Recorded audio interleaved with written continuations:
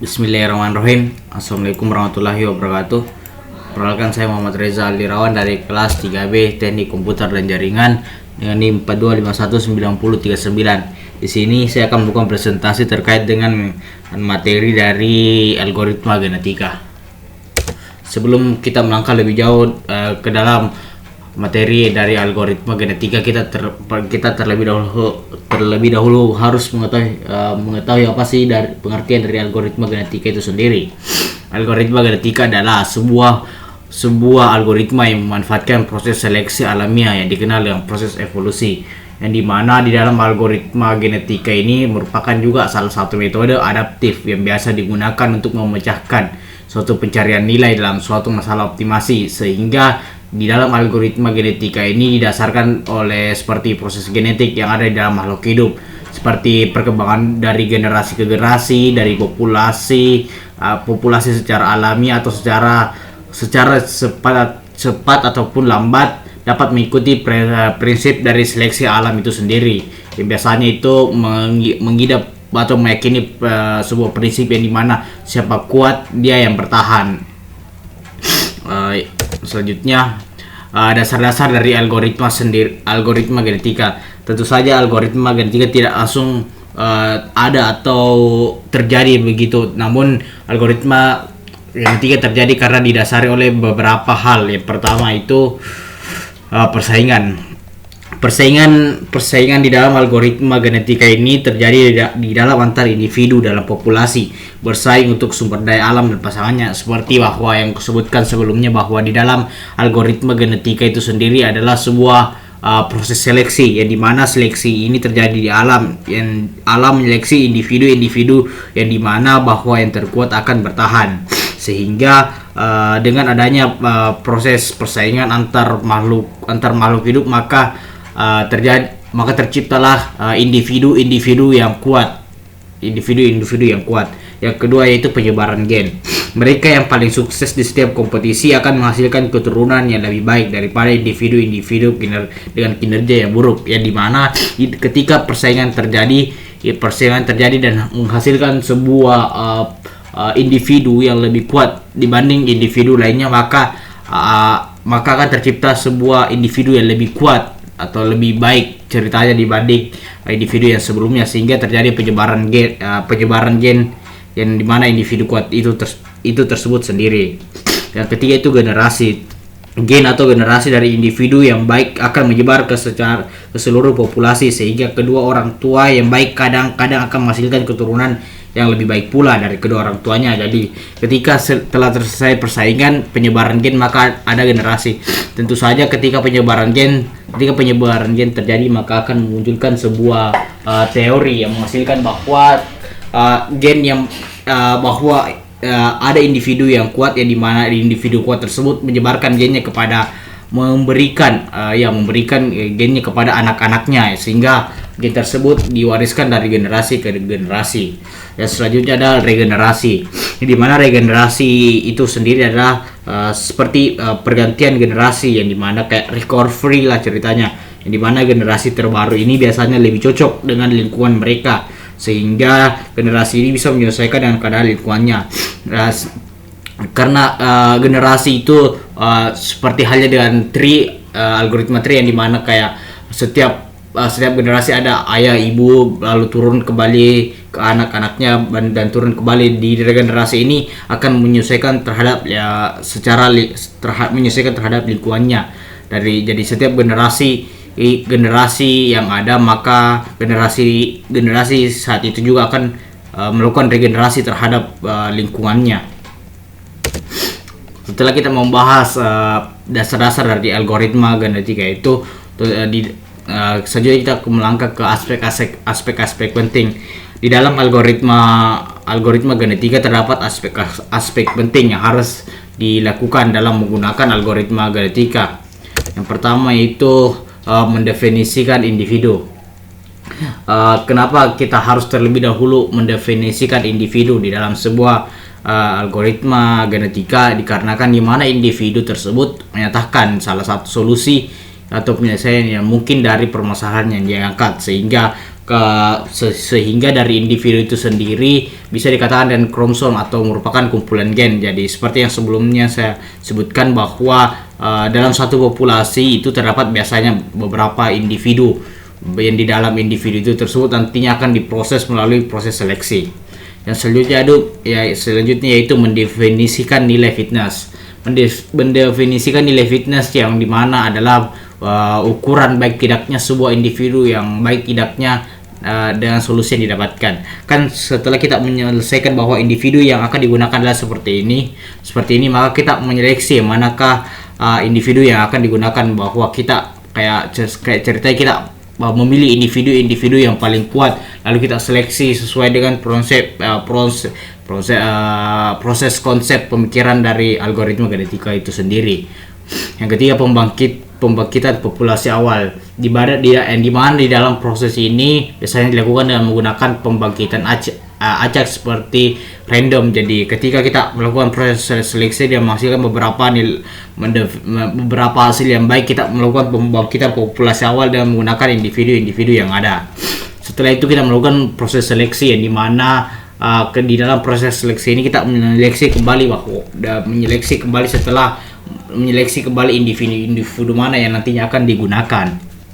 Selanjutnya itu perkawinan silang atau crossover. Di dalam perkawinan silang ini akan terjadi sebuah mutasi gen yang akan digunakan, sehingga dengan menggunakan perkawinan silang ini maka akan membentuk generasi-generasi kuat yang baru dan yang nantinya akan melakukan sebuah regenerasi kembali. Selanjutnya kita melangkah ke siklus algoritma genetika. Tentu saja algoritma genetika itu hampir seperti seperti menggunakan loop ceritanya. Jadi ketika di langkah pertama kita menentukan populasi awal. Di dalam populasi awal ini berisi kumpulan-kumpulan individu yang telah dikumpulkan berdasarkan genetika yang ada. Setelah itu akan dilakukan evaluasi fitness, di mana di dalam evaluasi fitness itu akan menilai individu-individu mana yang terkuat dan akan dikumpulkan kembali dalam satu populasi, dan individu yang tidak akan dikeluarkan. Setelah itu kita seleksi individu tersebut, apakah individu yang dikumpulkan itu telah mendekati mencapai target. Setelah itu reproduksi atau crossover dan mutasi, di mana yang seperti yang saya jelaskan sebelumnya bahwa di dalam crossover ini akan kayak seperti menghilangkan atau menggabungkan individu-individu tersebut menjadi sebuah individu kuat atau generasi yang baru lagi, yang dimananya nanti dari individu tersebut akan menciptakan populasi baru, di mana di dalamnya nanti populasi baru itu kembali akan ada lagi individu-individu kuat lainnya, dan begitu pula seterusnya. Contoh kasus dari algoritma genetika itu sendiri seperti yang ada pada tampilan pada slide, itu ada sebuah peta map yang dimana seperti yang ada tanda merah itu tersebut kita contohkan bahwa itu adalah tempat kita berasal dan kita ingin menuju ke ujung dari peta itu, yang seperti ada gambar warna biru yang seperti berbentuk kopi, yang dimana untuk di dalam penerapan kasus algoritma genetika ini kita memasukkan dulu inputan yang dimana akan menjadi tujuan atau capaian agar kita mencapai suatu target yang telah ditentukan sebelumnya. Seperti dalam kasus ini adalah kotak biru tersebut yang berada di ujung peta. Jadi ketika kita ingin menuju ke tempat itu, kita pertama menentukan jalur-jalur mana yang akan digunakan. Seperti pada peta seperti contohnya kita akan menggunakan Jalan Jenderal Ahmad Yani sebagai inputan. Yang kedua kita belok kanan, yang dimana Jalan Haji Center Cokroaminoto akan menjadi inputan kedua, dan seterusnya, di mana nantinya ini inputan tersebut akan dimasukkan dalam sebuah populasi, dan nantinya akan diseleksi kembali hingga menghasilkan sebuah individu baru yang lebih kuat, atau yang ceritanya lebih cepat mencapai target yang telah ditentukan. Itu tadi presentasi terkait dengan materi algoritma genetika. Selanjutnya kita akan melakukan praktikum terkait dengan algoritma genetika itu sendiri. Baik, karena untuk mengefisienkan waktu, untuk tidak lama lagi saya karena sudah ada misi taksnya. Jadi jadi saya cuma akan melakukan analisa dan menjalankan proses-proses yang ada di dalam sini. Jadi kita langsung saja. Yang pertama itu kita pertama mengambil sebelumnya dalam kasus ini kita hanya akan kita mengambil kasus kayak penentuan nilai random, mengambil nilai random terbaik untuk mencapai target. Seperti target kita 300 dalam kasus ini, maka kita membutuhkan nilai-nilai yang dimana kita dalam nilai random itu tersebut merupakan individu-individu yang kuat atau yang sangat cocok digunakan untuk mencapai angka 300 tersebut. Baik, langsung saja. Seperti yang pertama, pada bagian pertama ini kita menggunakan sebuah function yang dengan nama individual, yang dimana function tersebut berfungsi sebagai pembuat anggota populasi yang digunakan. Di dalamnya terdapat nilai yang akan dijadikan nilai minimal, panjang, dan maksimal angka. Jadi yang di sini terdapat nilai length, min, dan max, yang dimana fungsinya itu individual. Untuk pengambilan angkanya itu berasal dari from random import from radiant. Kita jalankan. Begitu untuk menjalankan dari Google Colab. Selanjutnya kita masuk ke bagian individual. Di bagian individual ini kita masukkan nilai berdasarkan parameter yang sebelumnya kita tentukan, yang dimana berarti bahwa function dari individual itu memiliki panjang nilai dengan nilai 5 sebagai nilai panjang nilainya, dan 0 sebagai nilai minimum, dan 100 sebagai nilai maksimum.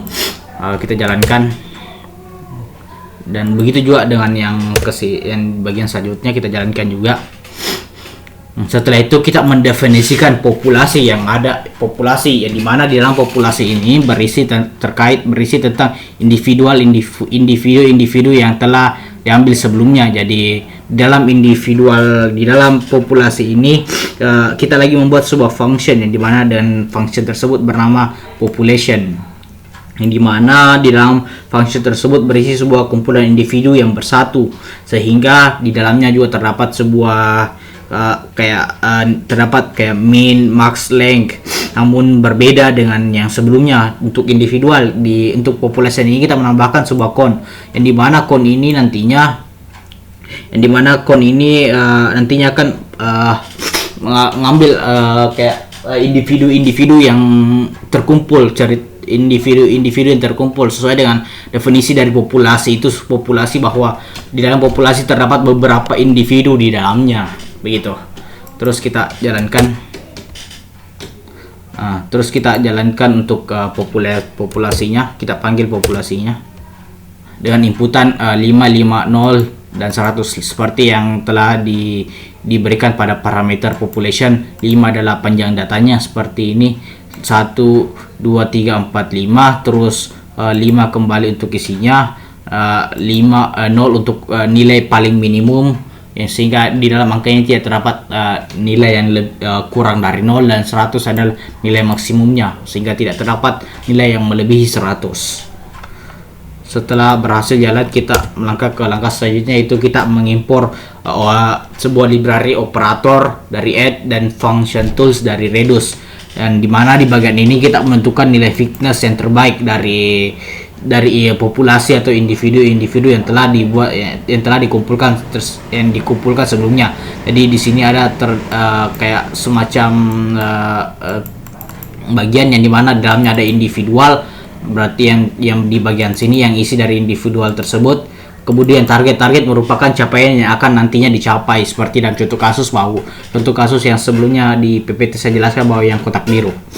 Setelah itu kita lakukan penjumlahan sum, reduce, add individual dengan zero.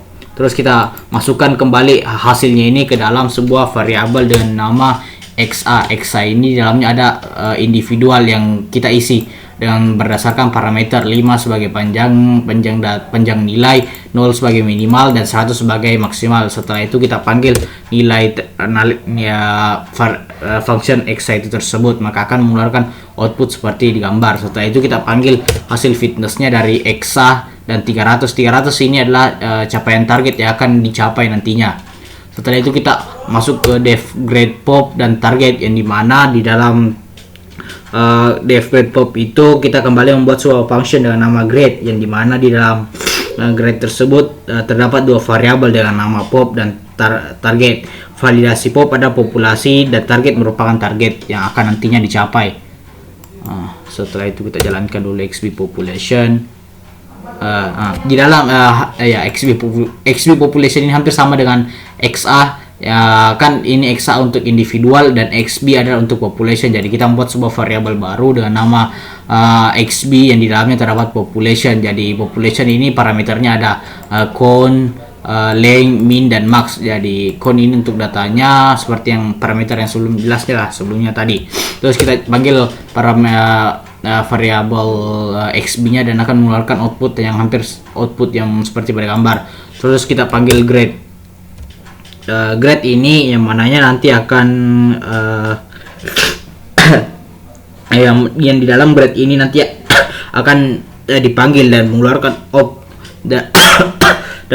output yang tersebut akan pencarian nilai grade dengan target nilai 300 sehingga hasil yang didapatkan itu 29,2.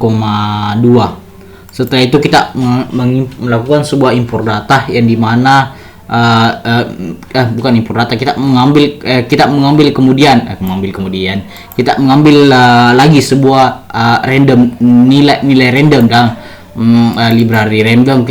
Terus kita melakukan mutatext, ya, di mana function mutate atau mutates itu yang akan digunakan untuk merubah nilai setiap literasi individu dan populasi, sehingga di dalam mutetext itu akan menjadi bagian pertama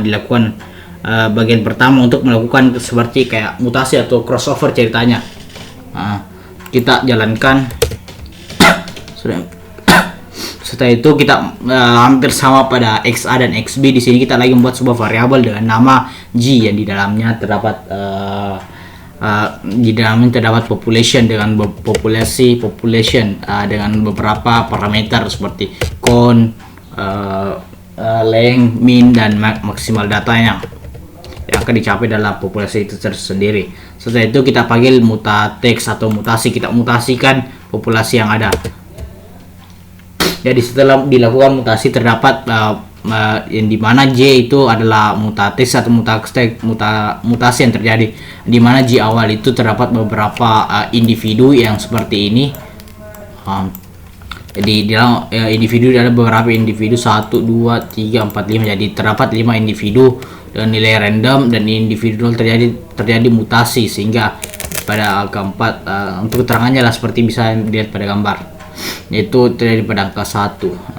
Setelah itu kita menentukan target yang akan dicapainya di target yaitu 300 population dengan populasi dengan parameter populasi itu sendiri seperti yang saya jelaskan tadi sebelumnya, bahwa ada count, length, min, dan max, dan retain 0,7 dan mutasi 0,6. yang untuk 0,6 ini semakin besar nilai yang dimasukkan, maka akan semakin besar juga probabilitas yang akan terjadi. Jadi ketika kita menentukan target, kemudian menentukan nilai populasi yang ada berdasarkan parameter, kemudian menentukan gradida atau grade berdasarkan target yang pertama yaitu 300. Kemudian akan menghasilkan beberapa individu yang menurut yang terbaik lah ceritanya yang akan mencapai target. Ada 5, 1, 2, 3, 4. Terus kita panggil pop ini berarti populasi berarti di dalam populasi ini terdapat beberapa individu 1, 2, 3, 4, 5, 6, 7, 8. Terdapat 8 individu yang terbaik untuk mencapai target yang tersebut. Terus gradida, terus kita memanggil kembali gradate, melakukan gradate, terus gradate 0, terus length grada 1, dan retain length. Setelah itu kita memanggil parent, yang dimana di dalam parent ini akan mencapai hasil akhir dengan hasil seperti gambar yang ada pada tampilan slide, yang dimana hasil yang didapatkan parent merupakan hasil yang tepat dan kayak semacam kayak di dalam parent itu kayak hasilnya itu akan mencapai sesuai target populasi random random select yang dihasilkan dari parent atau nilai fitness terbaik. Jadi parent ini mengambil setelah dilakukan proses seleksi, maka individu terbaik lah yang akan masuk ke dalam parent. Setelah itu kita masukkan ke for individu in grade, retain length.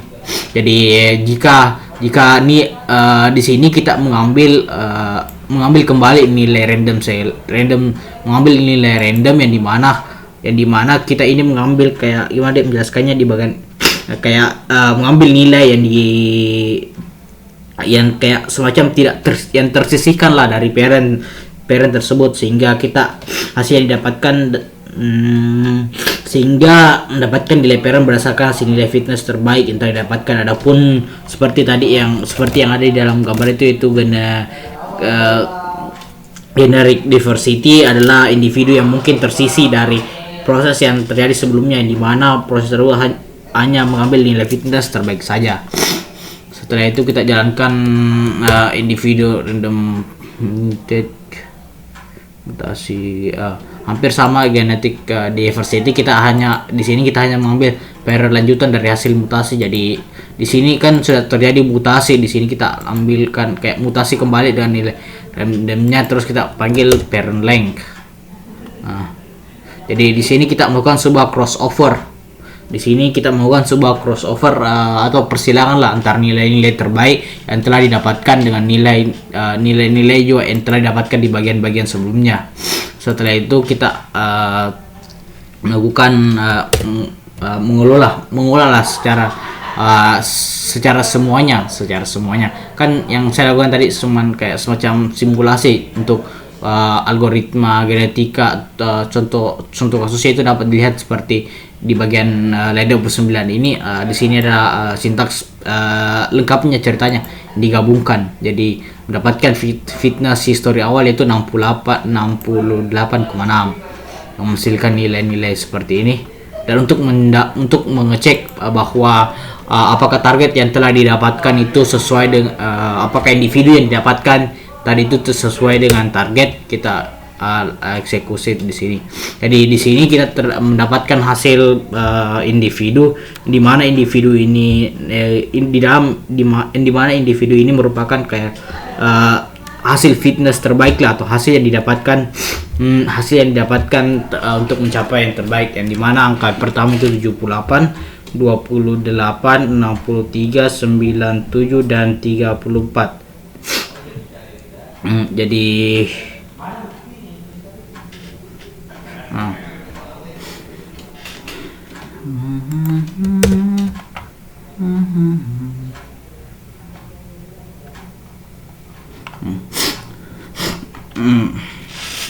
baik, itu tadi